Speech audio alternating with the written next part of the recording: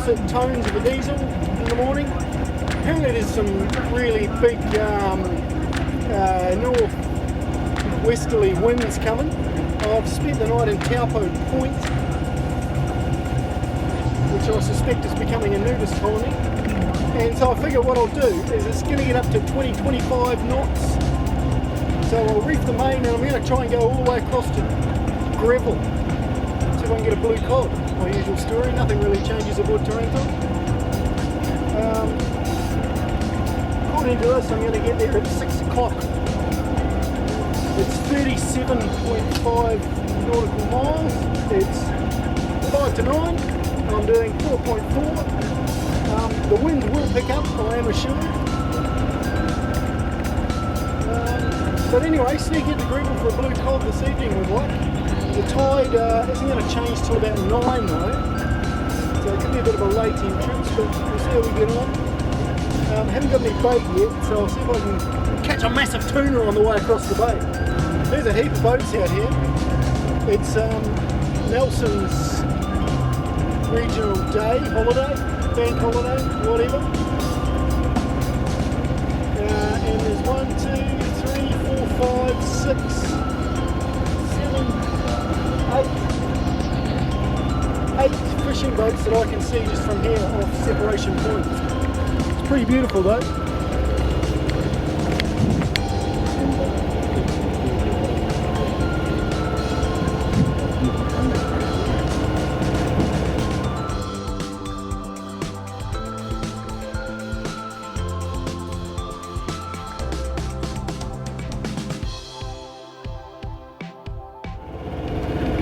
It's Wharafarangi.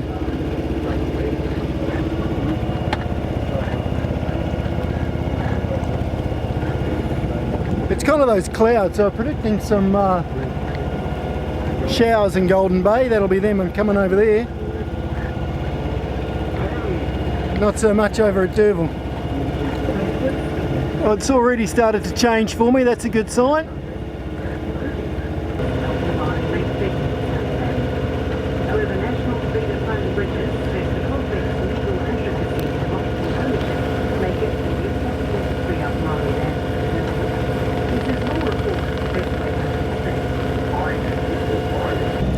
Okay, here's what I'm proposing. I'm here, or near there, get rid of those things. I'm just coming around this point and I'm thinking to go right across Tasman Bay over to here and sneak into that little harbour there. There's a little gap I've got to get through, which any follower of my videos will know about. Hopefully I'll get blown right in there. However, that little pocket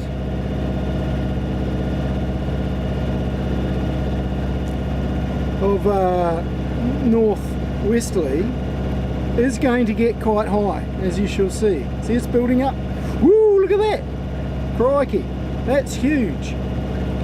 So that should be at about, hopefully after I get there.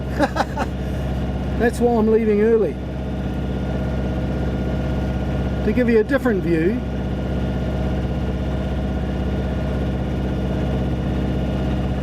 I'm going across there.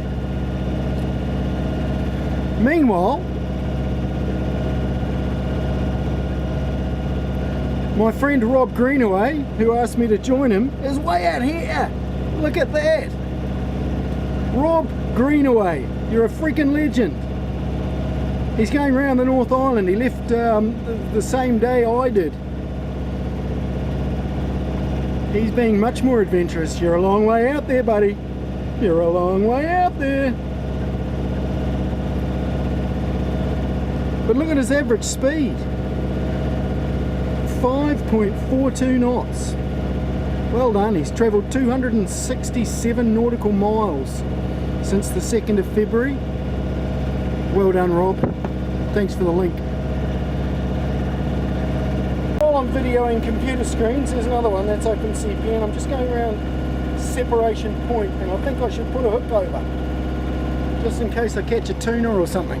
And on the oh my god this boat needs maintenance front, The floorboards last night gave way.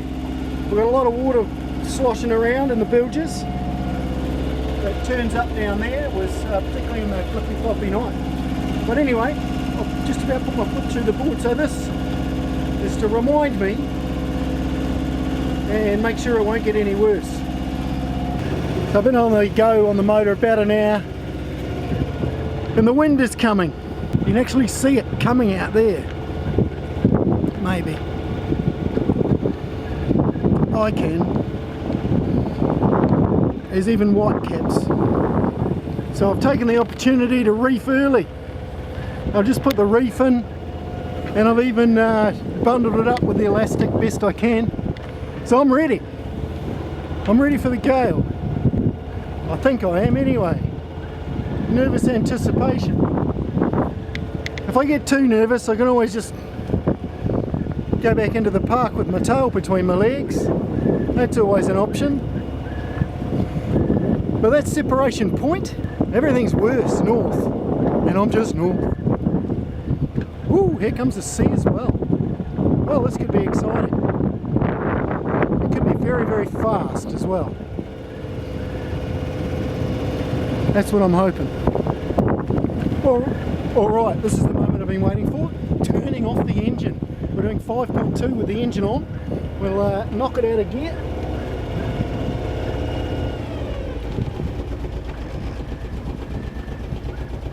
In fact, we'll just whack it off because frankly the wind's here. Hear that knocking? That's the gear lever. If I do that, the two-blade folding prop suddenly, well, it's supposed to shut, but every time I've dived down there this season and looked under, it's not shut, it's still open. It needs a wire brushing, which is why I'll be going to Mana eventually. Yeah, right. Sorry about the wind noise. It's getting pretty dreadful, this wind noise situation, and it's just my dodgy camera that's caused it. So I'm not going to put you through listening to this. Basically, I'm talking about maintenance. I'm going to have to go to Mana, which is over on the Wellington coast, in order to fix the boat. Right now I'm talking about Free Range Sailing, one of my favourite YouTube channels. He does lots of maintenance and stuff. He's got the same engine as me, which is a Yanmar. So he's overhauled it. We had the same issues. It's great. And here comes the wind and the sea, and the pressure's building. I'm going to have to go back to the wind noise. Sorry about this. Thanks for sticking with me.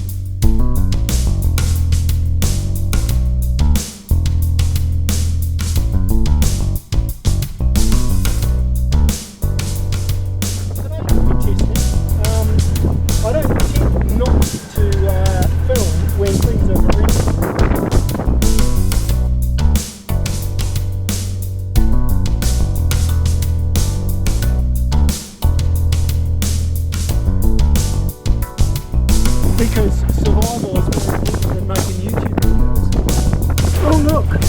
Fish in bucket of blood! Kahawai! Get a load of these waves. I'm about to get whacked by something. You can just tell.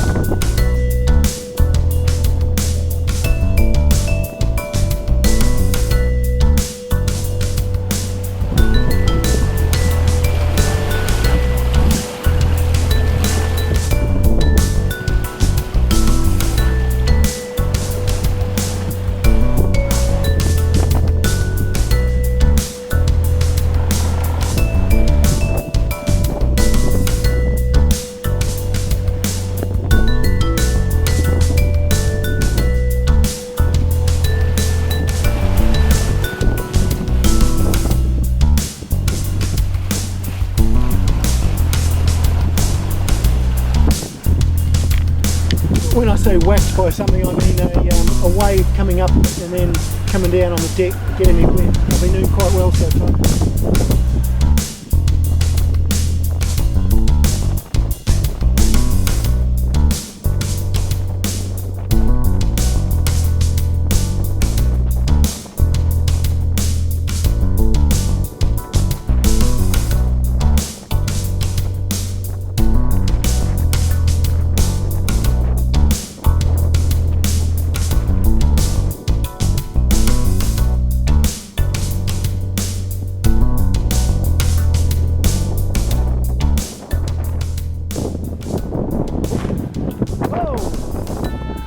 That was a bite. Crikey. I think the thing took my lure. Damn. Right, that's it. I'm chickening out. I got the gloves on for hauling in fish. As I was doing that diatribe before, you heard that crack that made me think there was a fish. It's just taken my number one lure. And it was just one foot and it's gone. It's the second lure I've lost in that method, because I'm looking for these big fish and they're just taking my lures and it's getting really expensive. So I've got one left, which is a really ugly one. And I think I'm going to chicken out. I've hardly started this journey. I've hardly started this journey across the bay, and the seas are getting kind of wild. And I should really give Durville the respect that it deserves. And I could just run down there and park up behind a dell, which is a real lot. We are in fact cruising, aren't we? You know, one of the reasons I wanted to go this way is to do exactly what I've done, is catch these fish. And we got one, and then I've missed out on a freaking huge one because it took the lure. So I think I'm going to run behind. The thing is, how do I turn around? It's going to be a wicked jibe. I'll have to time it quite carefully, or I spin round into the wind and go over the top. Jeez, she's a bit rough, eh? Either way, it's going to be ugly. We won't film that, eh? I'll let you know when I've succeeded or failed.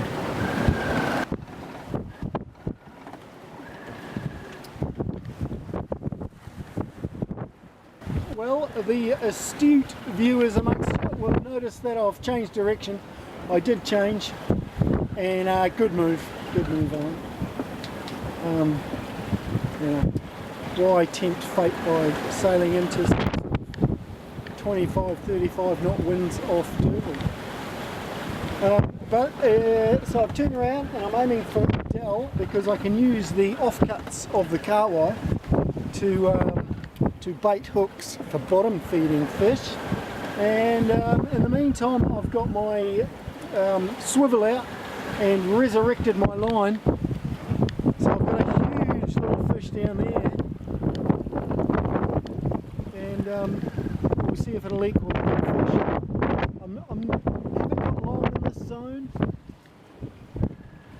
but we shall see. I'm pretty sure it was a good idea. I'll be at the Astrolabe at about 1 o'clock in the afternoon, and it's anniversary weekend, so could probably have a beer while I process that fish and then try and catch some bottom fish. But I'm not out of the woods yet, got my gloves on. Hopefully I can pull in a tuna for you fellas. Yeah.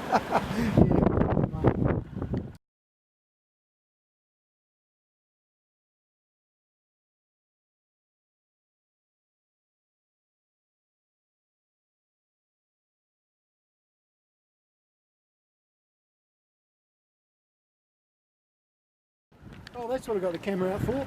I wanted to point out that one of you viewers mentioned that I should really be, the outhaul for the reef sail should be the back one. Well, didn't say it should be, suggested that it might work better. And my word, it works good. Thank you very much. It's primo advice. Should have done it myself, you know, you think, but I'm not that experienced. I learn by my mistakes. But it's much better.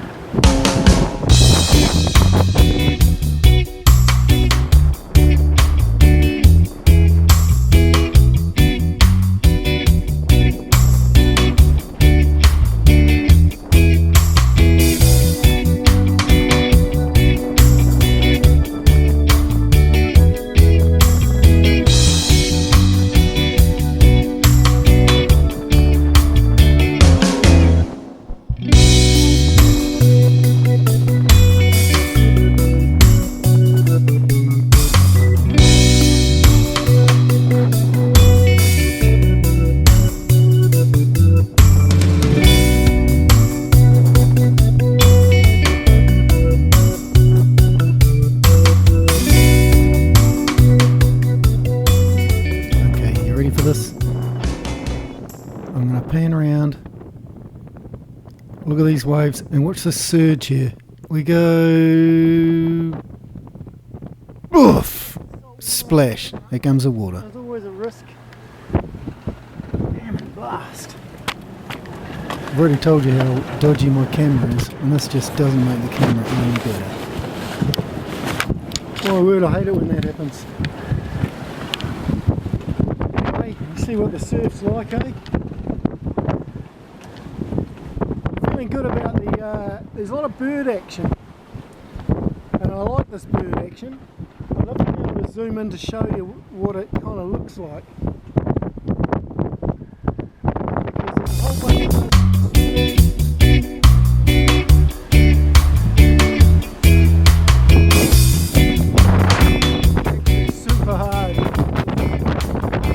Yes, it was particularly hard to show you the bird action that was going on. There's just a few birds over there. But got passed by this boat and he passed quite close behind me, and what a wonderful thing that is to see other people out there looking to be solo as well, just enjoying the really dynamic conditions. And passing so close was quite cool as well. So what to do? I decided to give up on the fishing and pulled into the first bay. And the first bay on this occasion was in my old favourite corner of the woods. This time ducking in just in there. You can see the little loopies there. What is it? Watering Cove, which I'd sheltered in out of the wind with the family. But anyway, while I was there, I processed the fish, and while I dropped lines over trying to get bottom feeding fish, and all I got were conger eels. And I've never caught eels before. I thought they were freshwater eels, and but researching them, I'm pretty sure they were congers. I'm not really a fan of eating them, so I put them back. No, I didn't catch the same one twice; they were different ones. And anyway, then next day there was a bit of a sea coming in, so I popped around into Pukatia Bay and hid here, and then watched Wally the Weka on the beach again. Was kind of interested in some rock formations that looked pretty interesting in a weird sort of way. And then went back up to, I think I passed by Bark Bay to get water, and then went to Onatahuti again. It's definitely been my favourite place in the park so far this year.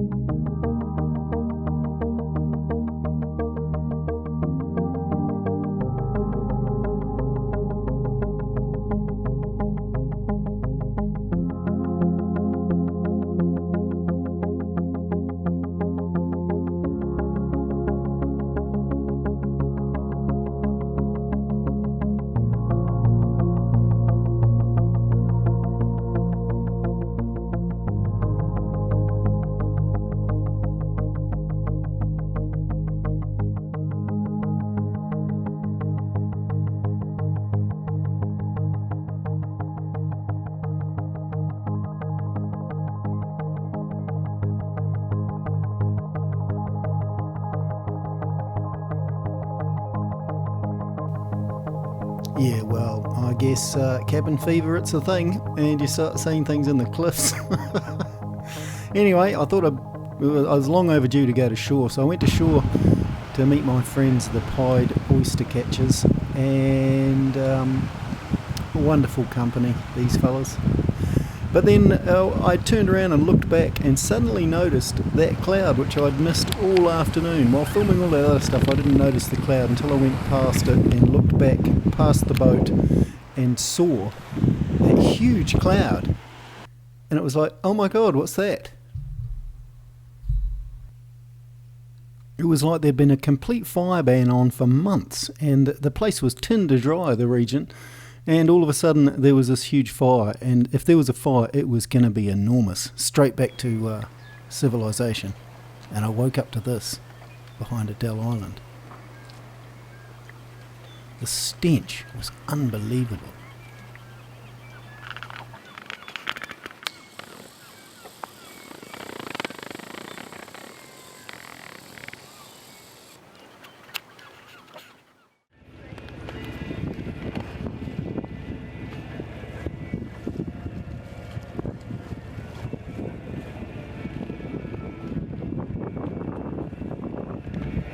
Well, I'm on my way to Mapua, and it stinks this morning. This fire, which is started on Tuesday, it's Friday now, so it's been going a few days. They still can't put it out. It's expanding constantly, and oh my word, the smell this morning just went right up your nose. You woke up and you thought, what is that smell? Anyway, I'm on my way to Mapua for the change of the tide, which is about 1:30, 1:20, 1:30. It's not enormous tides, but they're big enough to get in. I've checked with Dennis that I can sit on the floater. It's not really the thing to do, but I've checked first anyway.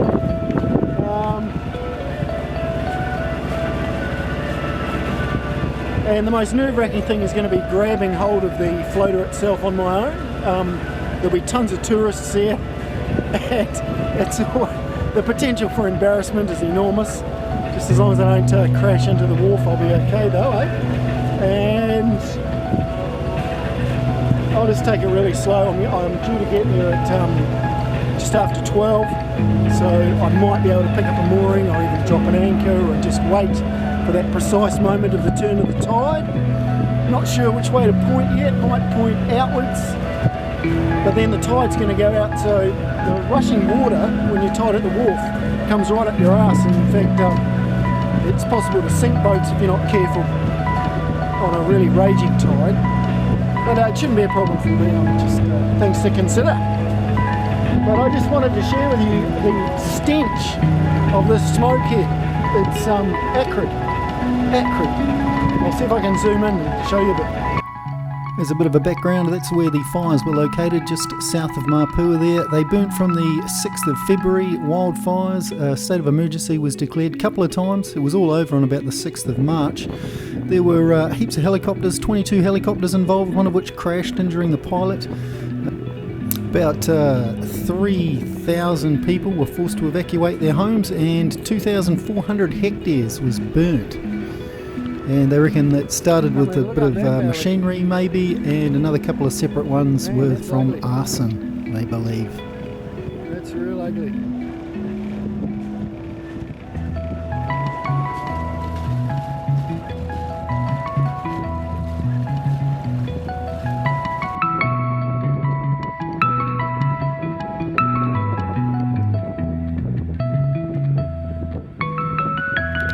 Looks like I'm heading into the toxic fog, doesn't it? It's quite the toxic fog, actually. I'm becoming a little bit concerned. Just a little bit. People are living with it, so it can't be that bad. But there's quite a dense cloud coming in from the Mapua cliffs.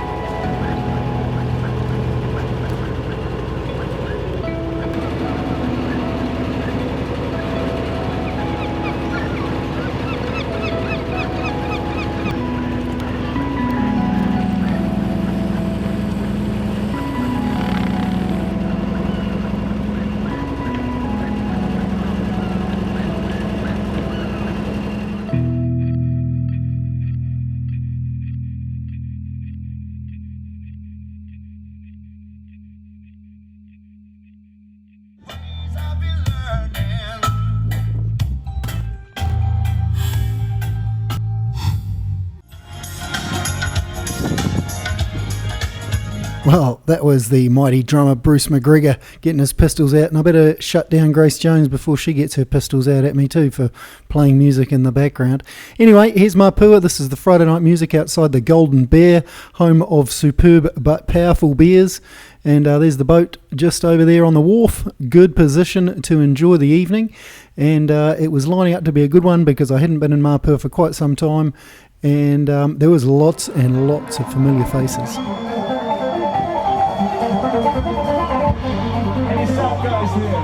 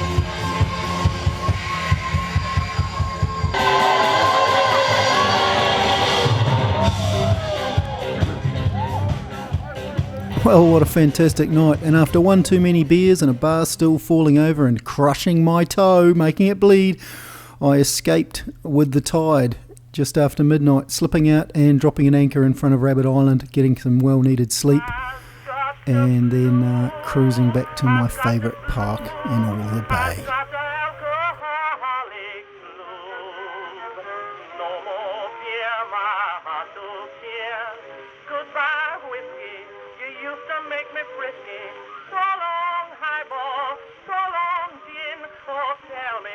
Coming back again.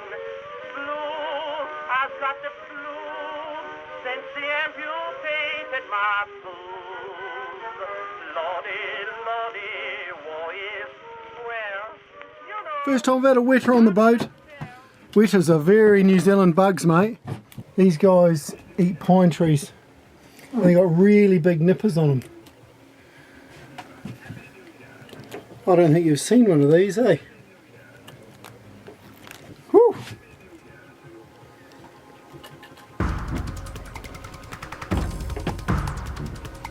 They look like a cockroach, don't they? God, golly gosh.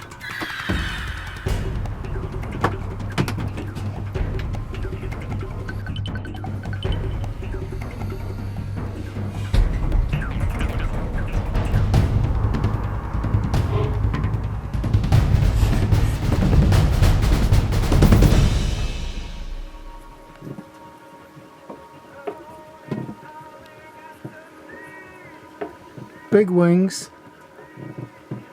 It's a hoo-hoo grub. It's a mature hoo-hoo grub.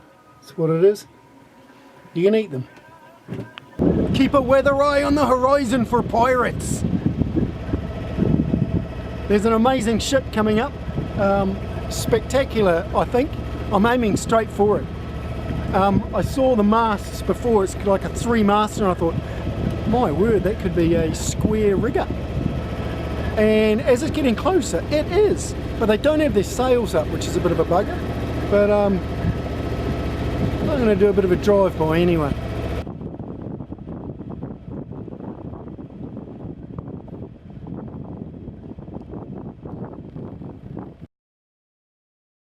Well, unfortunately, I think I'm going to be a bit too far away. It's moving at speed. Interestingly, it's not appearing on the AIS yet. Not appearing on the AIS,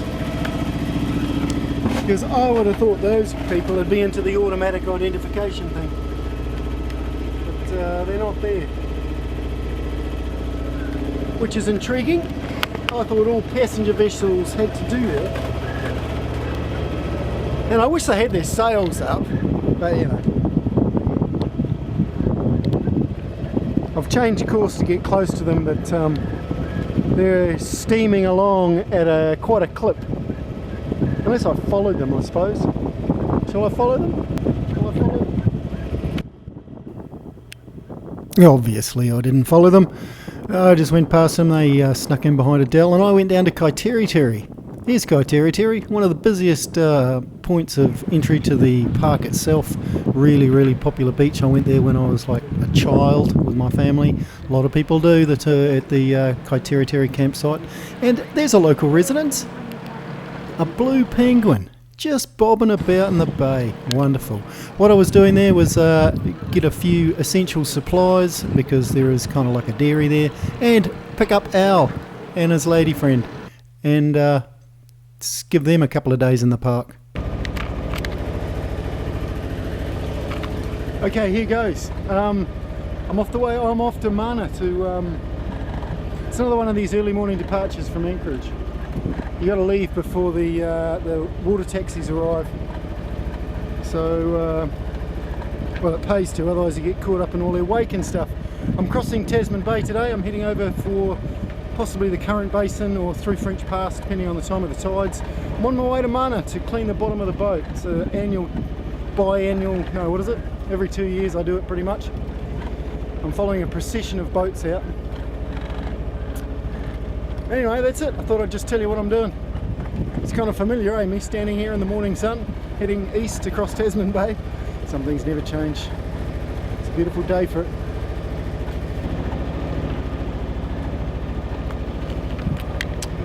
And here's another thing. Yesterday when I had the family aboard, Al and his new lady friend and their 2 kids, we were sailing. We sailed through the Mad Mile over there at 7.5 knots, so it was a pretty memorable day. But unfortunately my phone, I keep plugged in and high in order to get a reception, and it was plugged in and high on the wall, and it fell off and it landed on the floor, and it scuttered into the bilges, and the back half where you charge it dipped into the bilge water. So quickly flipped that out, opened it up, switched it off, did all the right things, and dried it out, and it came back to life pretty much immediately. So I thought, oh, that's cool. And then this afternoon, or yesterday evening, when I got it out again, I plugged it in to charge it, and it wouldn't charge. I tried all the different cables, all the different charging mechanisms in case it was a voltage thing. Just wasn't going to charge. So then I shut it down and rebooted it, and as it was shutting down, it would just vibrate. So I stuffed my phone basically, and that's my internet connection. It's you don't realise how much you use it, although I try not to, until it's gone. Funny that. And so I had a bit of a horrible night, thinking, how the hell am I going to deal with this mess? So what I was going to do was go back to Nelson and buy a new phone, because without a phone contact or internet, it's actually quite hazardous out here. Although I can survive, of course, it's only a tool. But this morning it came right.